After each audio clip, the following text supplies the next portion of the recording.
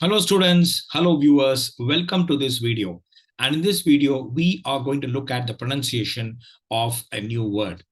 In fact, the word that we have chosen for today is, I'll give you the spelling of the word, Addressee. There are a lot of double letters, okay? So it is Addressee. It's a double E at the end. Okay, at the end of the word, you have two E's. So, and this word divides itself into three syllables. Okay, so in fact, that is precisely why I've chosen this word. We have been looking at 4, 5, 6 syllable words, and it's quite some time since we have seen a three-syllable word. So I thought we could discuss this today.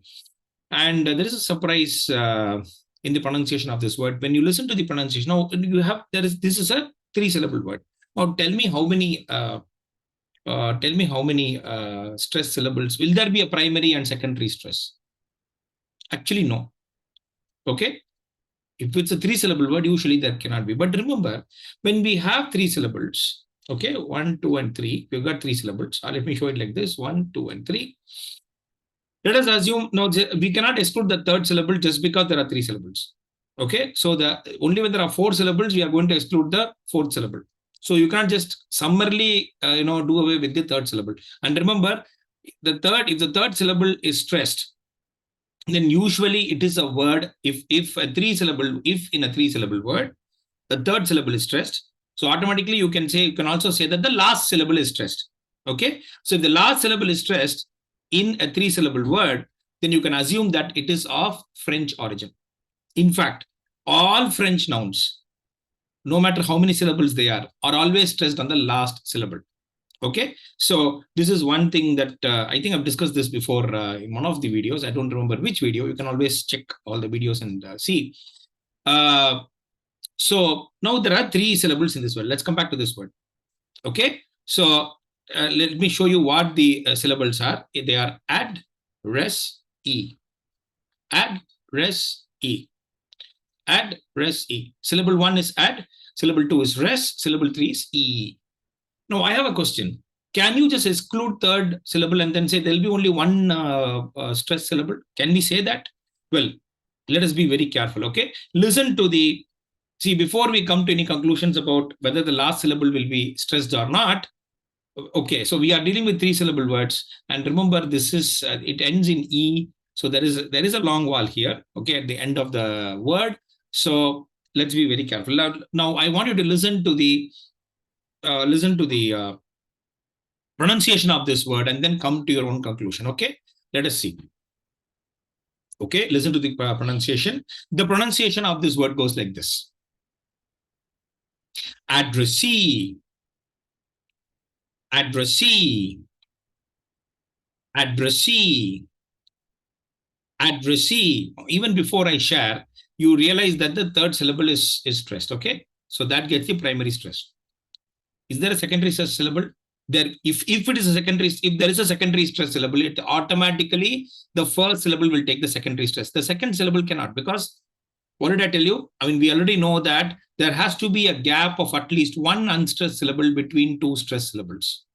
Okay, so in this 3-syllable word, the third syllable receives the primary stress. So if there is a secondary stress, then automatically the first syllable will take the secondary stress.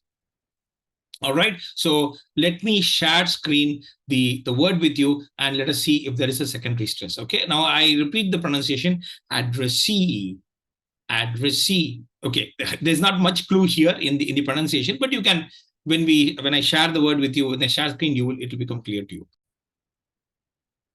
So I'm sharing screen with you now. So there we are. This is the word for today: addressee. Addressee. And if you notice, there is a secondary stress syllable. We usually show the secondary. I usually show it to you, in the form of red, because to distinguish between the primary and the secondary stress. And remember, the primary stress comes always after the secondary stress. The primary stress syllable receives the maximum loudness. It receives the maximum loudness. It is pronounced with more energy. There is more time that you spend on that in pronouncing that syllable in comparison to the other syllables. The secondary stress syllable is less stressed than the primary stress syllables. Okay, so this is clear. Now, you may ask, why not the second? Why is the second, syllable not getting the primary stress? Forget about the secondary stress, because the moment you give it to the second syllable, just observe the cursor. If the secondary stress, if the second syllable were receiving the primary stress, let us assume that it receives the primary stress, then what will happen is automatically the first syllable will not receive the secondary stress. So there will be only one stress syllable. Okay, but let's look at the transcription. See, this is where the spelling helps us only so much. In fact, according to me, when it comes to the syllable, it is better we learn transcription. We'll start looking at the transcription. So let us look at the transcription. And if you see here, just follow the cursor. If you notice, there you have it. You have add, res, and e. Now, if you notice the first syllable, you have add, okay? All right. Then you have res here. Actually, you have CVC. And yet, E gets the primary stress. So the hierarchy of the strong syllable is like this. That is, that syllable will receive a stress if will attract the stress. Okay. If it has got a diphthong, then that is first if it has got a diphthong. Okay. Then if there is no diphthong, look for a long vowel. If there is no long vowel, then you look for CVC syllable. Okay, CVC, like in the case here. It's a CVC syllable, no doubt. This should have received it if this is a short vowel. But here, the third syllable is a long vowel, so it received the primary stress. So this is the logic behind it. When you look at this, let me come back to the spelling. There is nothing. No, let me just show the spelling and the transcription so that you can contrast it well. Look at the follow the cursor. You look at the spelling of this word and the way it divides itself into syllables. You will not be able to guess. Look, there are more number of letters here than here, and yet it's a long one. So the hierarchy is this: if in a word you find a diphthong, let me stop share so that you can observe me better. If in a word you have a diphthong, if any syllable contains a diphthong, then that will receive the stress. That will attract the stress, okay?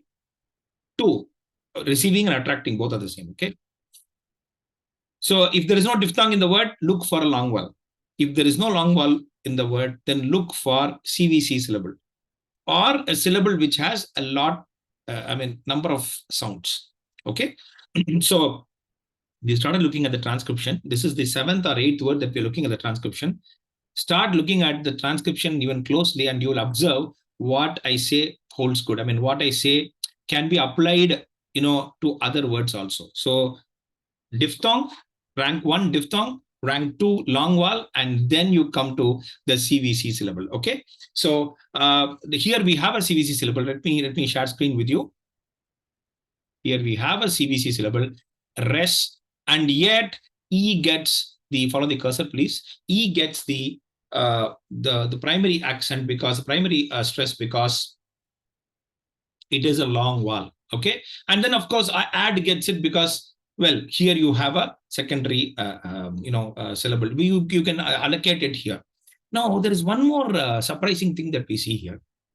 When we look at primary and secondary stress, and I asked you to look at the task of, I gave the task of looking at all the 4-syllable words, you will notice that in many 4-syllable words, you don't get primary and secondary accent, okay? In a lot of 4-syllable words.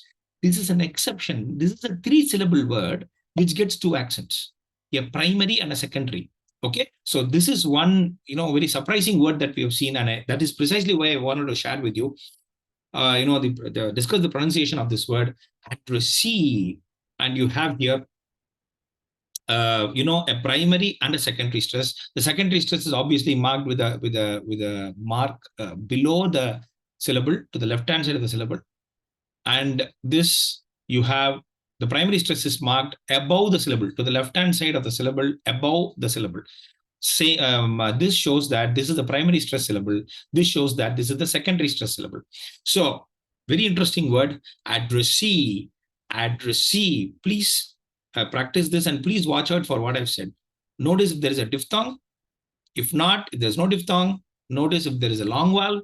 If there is no long vowel in the word, then you go in for CVC and other types of syllables. Now, when I say CVC syllable, it's very simple. Consonant, vowel, consonant. Like in res, s, something like that. Okay, so look out for CVC syllables. We'll be discussing more the nuances of pronunciation in the coming videos, but please go to all my videos so that you understand where we stand. You know, there is a progression to it. Okay, so please keep practicing this. We saw a third three-syllable word, which has two accents, a primary and a secondary accent and syllable. So that's the surprise for today. And please keep practicing and please look forward to my next video. Thank you.